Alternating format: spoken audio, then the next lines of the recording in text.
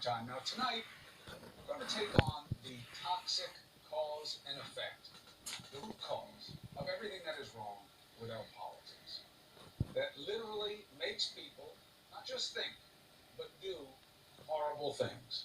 There's now a term for it. It's called FOXITIS.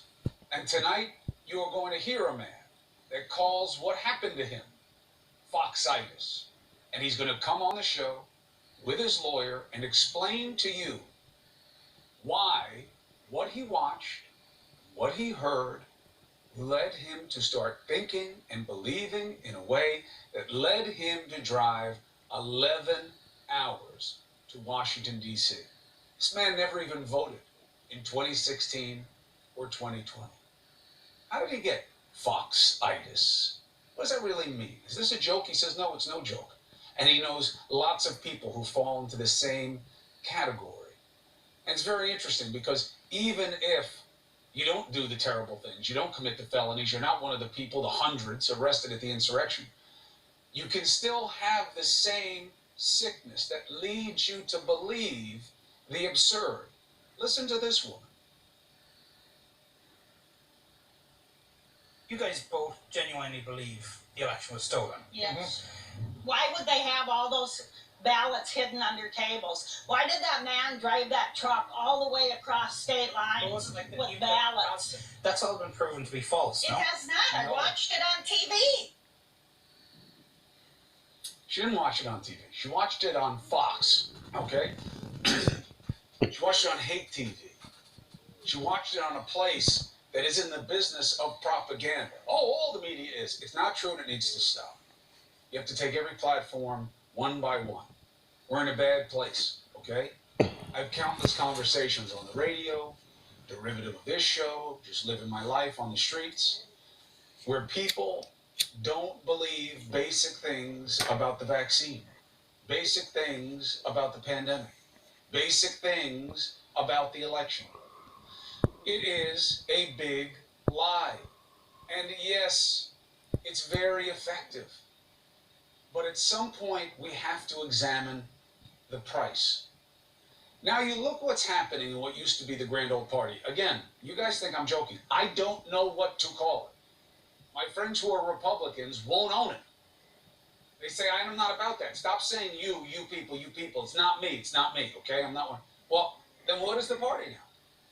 One of the last truth tellers about the election in Congress from that party, Liz Cheney, is about to be voted out for just that, refusing to echo the big lie. House Minority Leader Kevin McCarthy. Remember, this guy called in a panic during the insurrection, begging Trump to call off his dogs. He told people he said that. He told people he cursed at Trump. And now he's just lying to you. He's just changing the facts to make Trump a good guy. And he's one of the only who will actually talk about the insurrection. The rest of them say it wasn't an insurrection. They weren't really armed. It's not that big a deal. But they just don't mention it. So McCarthy is now leading the effort to cleanse the ranks of anyone who challenges the big lie. He sends out a note about the upcoming recall vote on Cheney, and then explains the recall vote by saying, we are a big tent party. And unlike the left, we embrace free thought and debate. Left has problems. Us saying right and left is proof of the problem. We don't even talk about the parties anymore. You know that I have said many times, and I believe that it is time for you guys to start talking about something better than a two-party system. You just don't have enough stakeholders that are given the empowerment of party right now. And us talking about ideological opposites is the proof of that. Now, the absurdity is, of course, whatever's going on the left, and there are problems there. It's nothing compared to this. This guy feels that he literally can get away with calling himself the party of ideas and debate and big tent in the same note announcing the recall of someone for embracing the truth. And he thinks it's okay. Again, this is not the grand old party, okay? This is not about being conservative. It is about being reckless. And the problem isn't just the rhetoric. It's the real life implication. The big lie has states across this country echoing the animus in Congress, restricting voting rights potentially for millions of Americans, and a disproportionate number of them are minorities. That's the truth. Realities are getting ignored because of the big lie. How? You know there are big spikes in gun violence, okay? If you talk to people who own guns, like I do, you will rarely meet someone who says they don't believe in background checks for all transactions. Go ahead.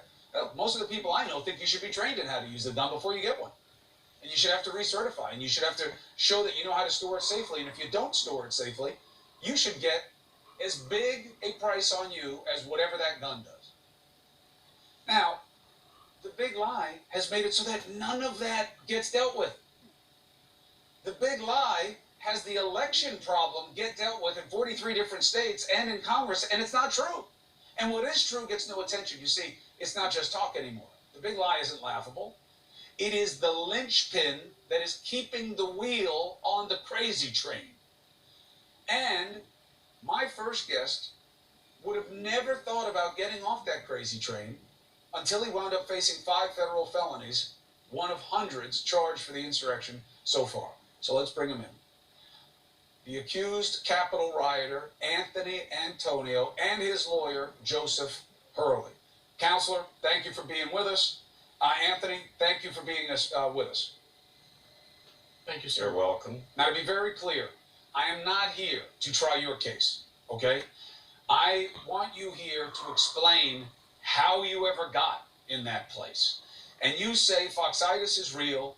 You started watching Fox, then became Newsmax because Trump said it was more credible than Fox. But what was it that you were hearing that developed this kind of irrational animus that led you to go to Washington, D.C.? Well, sir, what happened was, so when I was 18 years old, I was saved by Jesus Christ. I dedicated my life to the Lord. And last year, I honestly put a man above Jesus Christ as my Lord and Savior. I believed in man. I believed what was being told to me. He was the President of our United States. And I believed him because he's the President of our United States. And so because of that, I went to Washington like he called us to, having no clue what to expect, having no clue what was about to happen. I just knew that the President of our United States told me to go there. Hey, Joe, when you first heard Now, this, what happened? Hold on a second. I want to get back to Anthony, but I want to have a little conversation here. Because this is very hard to believe, especially from somebody who says that they have come to the reality that Jesus Christ is the Lord and Savior. The idea that Trump would somehow win out that position from Jesus is hard to accept. But Joe, when you first heard this, I'm not saying you're wrong, Anthony. This is your truth. I'm just saying, Joe, as a lawyer and somebody who's sober-minded and been around lots of stories, when you heard this and then realized that it was being echoed by other people who had gotten collared that day, when did it start to resonate as something other than a bad cover story?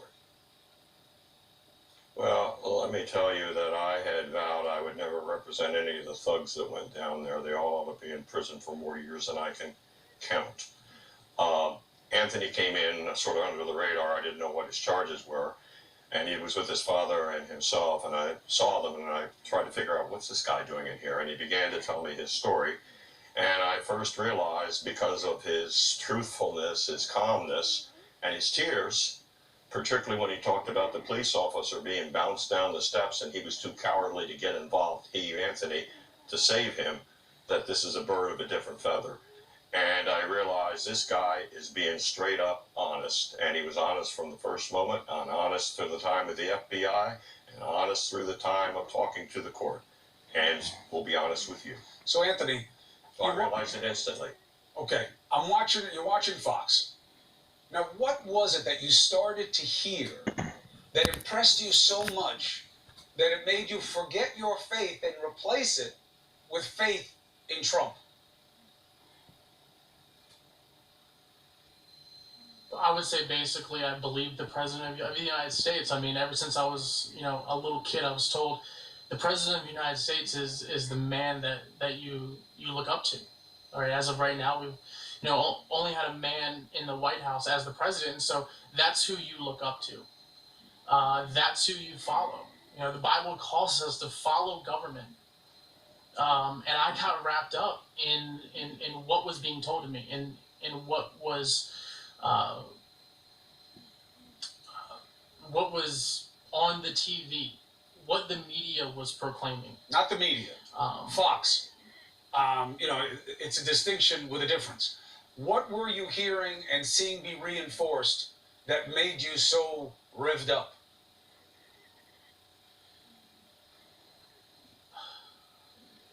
I would basically say, I really got into it when the election started. When election night happened and everything was going on, I truly believed that Trump won the election. As of right now, I acknowledge and I know that Joe Biden is our president. That's not a mystery. That's a fact. But I felt like, you know, maybe I believed that America was being robbed of a president, and I now know that was a lie. Did you not read or see anything else except what was on Fox and Newsmax and that whole ilk of right-wing propaganda? I can't recall everything that I saw. I will be honest. We're now, how many months from it? This is my first time on live TV too, so it's one of those things where it's like I can't recall every single thing that I saw, that I heard, and everything like that. I can just say, I believe what was being told to me. Do you blame Fox? Chris, may I say something? Yeah, hold on one second, Counselor. Do you blame Fox? Do you blame former President Trump? Who do you blame? I blame myself. I take full accountability for my actions. And because of that, I have gone to God and asked for forgiveness. I've prayed, God, please forgive me. I take full responsibility for my actions. This isn't a cop-out, right? God tells us to come to him and beg for forgiveness. And that's what I've done. And that's what I asked for America. I asked for America to please forgive me. I shouldn't have been there that day. I shouldn't have been involved on those Capitol steps. You've seen the pictures. There's no secret.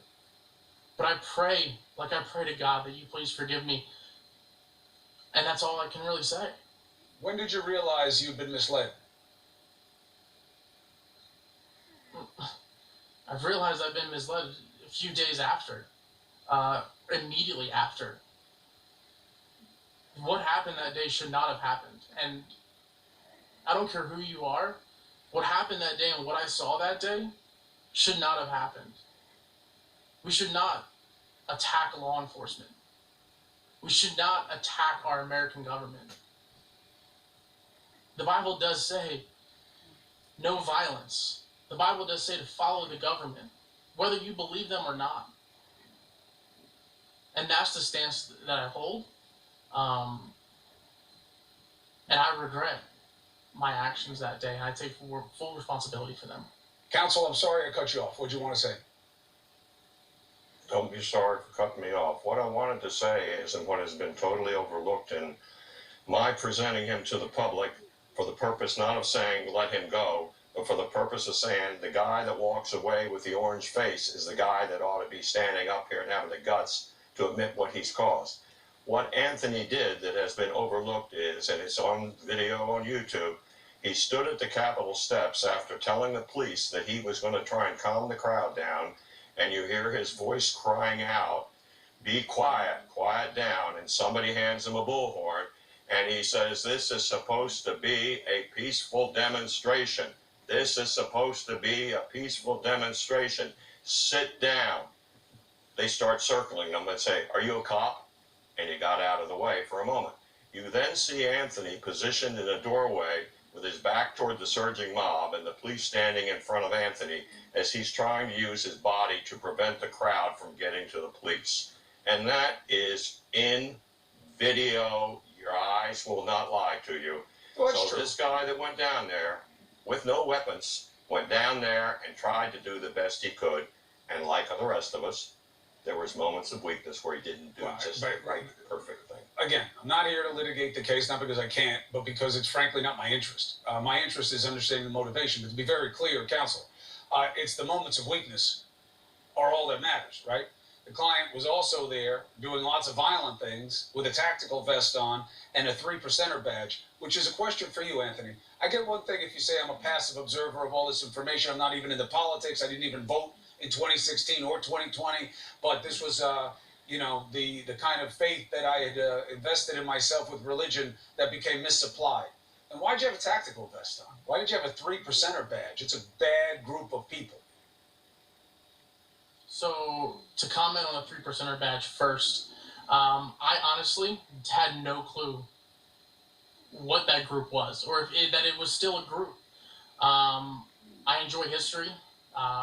In school, I excelled at American history. And I just assumed that 3%er meant, people that I want to say basically founded America. I honestly really didn't fully understand what it meant. And I will say, after that day, I fully ripped that off and regretted every minute of having that on my vest. Do you consider yourself a white pride person? You think white people are better than non-white people? No, absolutely not. Because that's what they're about. You know that, right? I don't care how they define themselves. I did not know that. Look, I know what we are in Jesus' eyes. Everybody should know what we are in Jesus' eyes. All right. Because, that's the point. We're all created equal. Right. That's the problem, Anthony, is that you end up doing something that is anathema to your faith. And I know that there were a lot of people in that crowd with you who called themselves Christians. But anybody can call themselves a Christian. I could call myself an imam. Absolutely. It doesn't mean anything. We only know what we show. And so to the people who are going to watch this tonight, and I'm one of them, who will say, yeah, you're saying the right thing now. You're coached by a good lawyer who's telling you this is your only way. What do you want to say to them? I wasn't coached by anybody. Well, you got a good lawyer. So he's putting you in the right position. What do you say to people who say that's what this is? Positioning. Yeah. I wasn't coached by anybody. I wasn't put in a position. I want to say that I made a mistake. I truly made a mistake. A mistake that I wish I could take back, and I know I can't. But what I can do is show to people that if you've made a mistake, it doesn't define you. Okay? What defines you is how you are in God's eyes. And that's the stance I take through and through. That's coming straight from the heart. That what you've done in your past does not define you as long as you turn from it. I'm not a white supremacist. I'm not a 3%er. I'm not all these things that the media is trying to paint me. I made a mistake. I put my faith in something other than God, in Jesus Christ. And that is the God's honest truth. And I pray today that people can truly see that in me. Because I wake up every day with the faces of the people. And I regret it every single day of my life. And that is the God's honest truth. What do you want the people over at Fox, and what do you want the former president to know?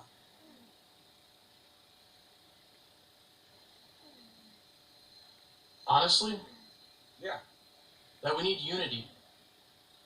That this world needs to unify. This country needs unity, and we need to stop being divided, and we need to come together, show love, show God's love, and be unified as one. And that's coming straight from my heart, and that's what I not only want Fox, CNN, past President Donald Trump, I want the world to know, because I understand the world's going to see this, that we need unity, and we need to stop being divided. And I understand that I was a part of what divided a lot of us. And I, again, beg for forgiveness every single day. Anthony, I appreciate... Can you give me 30 seconds? I'll give you last word. Go ahead. 30 seconds, that's all. Go ahead. I followed your career. I bought this shirt 3 years ago because in 2001 I got kicked off of MSNBC when they were auditioning me as a legal correspondent because I said BS, but I didn't use the initials. I bought this shirt 3 years ago and I thought someday I may end up on Chris Como's show because I've watched your career. You're an excellent cross-examiner. You would have been a fantastic prosecutor. Number one, I'm not a good attorney. I am a superb attorney. Number two, I am an honest attorney. Number three, I did not coach one single word or put it in his mouth. It's him and him alone. Number four, in your leading question, you said, well, you've done a lot of violent things. One, he got a face mask to put it on so he wasn't getting juiced in the eyes.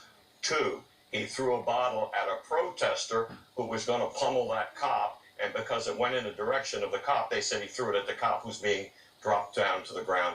Number three, he climbed in a window and tried to put furniture up against the door so the police wouldn't come in because he heard that somebody had been shot dead and he was trying to prevent violence. That is not doing a lot of violent things. Excellent questions, leading questions, but not accurate. The answer goes to the accuracy. 5 felonies speak for themselves. I didn't mean coached in terms of told what to say, but a good lawyer helps somebody how to put on their best representation of themselves in a case. That's what I mean. Counselor Hurley, I appreciate you being here. Anthony, thank you for taking the opportunity. Okay? Thank you, sir. Thank you. All right, be well. My next guest